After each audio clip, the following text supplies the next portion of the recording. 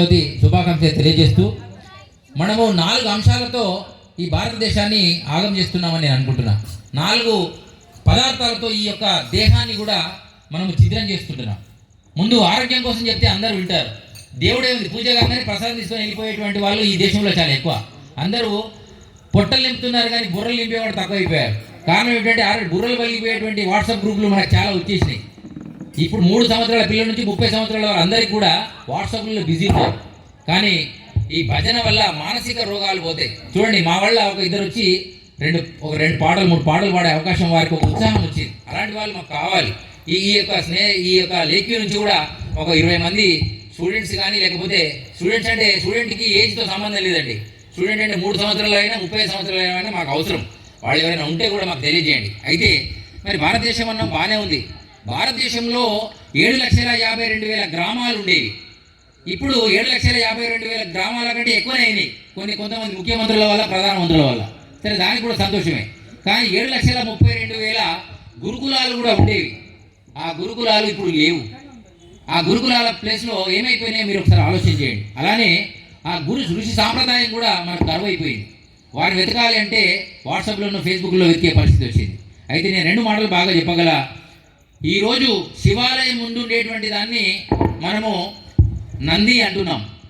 ఆ శివాలయానికి వెళ్ళినప్పుడు ఆ నందిని బాగా మొక్కుతున్నాము. శివుని కూడా మొక్కి కొబ్బరికాయలు కొట్టి కోరికలు తీర్చుకోమని అడుగుతున్నాం.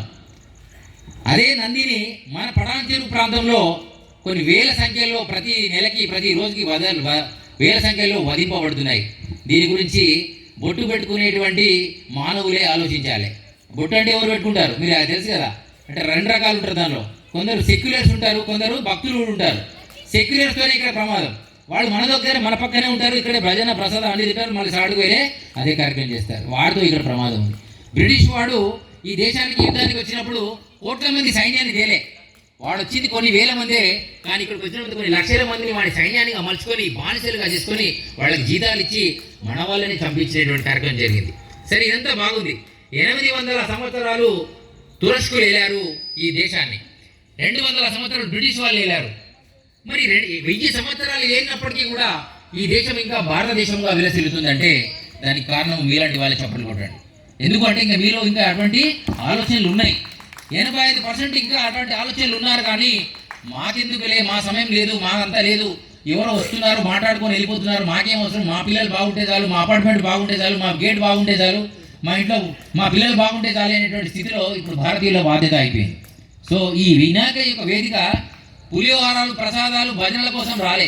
ఎంతమందికి తెలిసి ఈ విషయం? పిల్లలు తెలవాలి కాబట్టి చెప్తున్నా. బాలగంగాధర్ తిలక్ గారు స్వతంత్రము రాకముందు హిందువులందరూ ఒక దగ్గరికి వచ్చి స్వతంత్ర ఉద్యమం చేస్తూ ఉంటే వారిని చెడగొట్టడానికి 144 సెక్షన్ విధించారు అప్పుడు బ్రిటిష్ ప్రభుత్వం. 5గురు కూర్చుని మాట్లాడితే కొట్టేవాళ్ళు, చంపేవాళ్ళు, వాళ్ళని తీసుకెళ్ళి జైలు వేసేవాళ్ళు. ఈ వేదిక ఏర్పాటు చేసి ఆ వేదిక వెనకాల దిక్కు ఈ దేశానికి స్వతంత్రం రావాలంటే ఏం చేయాలనే ఆలోచనతో ఇలాంటి మహాత్ములతో మాట్లాడి ఒక ఉద్యమాన్ని తీసుకొచ్చే విధంగా బాలగంగాధర్ తిలక్ గారు ఈ ఉద్యమాన్ని తీసుకొని వచ్చారు. అది ముందు ముంబైలో స్టార్ట్ అయింది. మెల్లగా హైదరాబాద్ పాకి ఇప్పటికి ఒక 25-30 సంవత్సరాలు అయింది. సరే, ఇదంతా బాగుంది.